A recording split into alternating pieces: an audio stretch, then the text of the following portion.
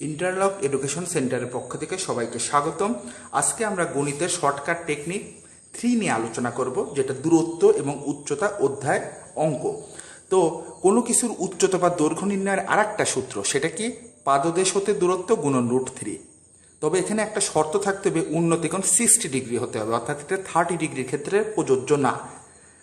তো এখন উচ্চতা বা দৈর্ঘ্য নির্ণয় সূত্র কি? পাদদেশ হতে দূরত্ব তার সাথে √3টা জাস্ট গুণ দিতে হবে। তাহলে এখন একটা উদাহরণ দেখা যাক। একটি তাল গাছের পাদবিন্দু হতে 10 মিটার দূরের, তার মানে পাদবিন্দু থেকে দূরত্ব কত? 10 মিটার দূরে একটি স্থান হতে গাছের শীর্ষের উন্নতিকোণ 60 ডিগ্রি। এই যে উন্নতিকোণ 60 ডিগ্রি দেওয়া আছে, তাহলে গাছের উচ্চতা কত? আমরা উচ্চতা সূত্র কি জানি? পাদদেশ হতে দূরত্বের সাথে √3 গুণ। তো এখানে পাদবিন্দু থেকে দূরত্ব আছে 10, তার সাথে গুণ দিলাম কত? √3। অ্যান্সার শেষ। দ্বিতীয় আর একটা সূত্র, সেটা হচ্ছে কি পাদদেশ থেকে দূরত্ব কিংবা যদি কোনো কিছুর প্রস্থ কতটুকু চওড়া সেটা যদি চাই কোনো অঙ্কে, এবং সে অঙ্কের যদি উন্নতিকোণ 60 ডিগ্রি থাকে, তাহলে সেক্ষেত্রে তার সূত্র হচ্ছে উচ্চতাকে √3 দিয়ে ভাগ করতে হবে।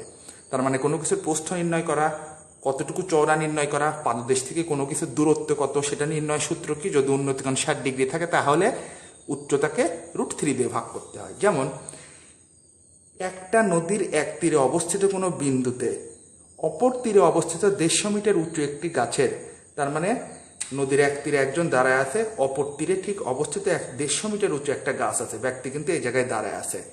গাছের শীর্ষবিন্দুর উন্নতিকোণ 60 ডিগ্রি, তার মানে এখানে অ্যাঙ্গেলটা কত হয়েছে? 60 ডিগ্রি অ্যাঙ্গেল উৎপন্ন হয়েছে। তার মানে কি সূত্রের সাথে মিলল কত? 60 ডিগ্রি হলে নদীর প্রস্থ কত? অর্থাৎ এই যে নদীটা, এটুকুর প্রস্থ আমাদের নির্ণয় করতে হবে।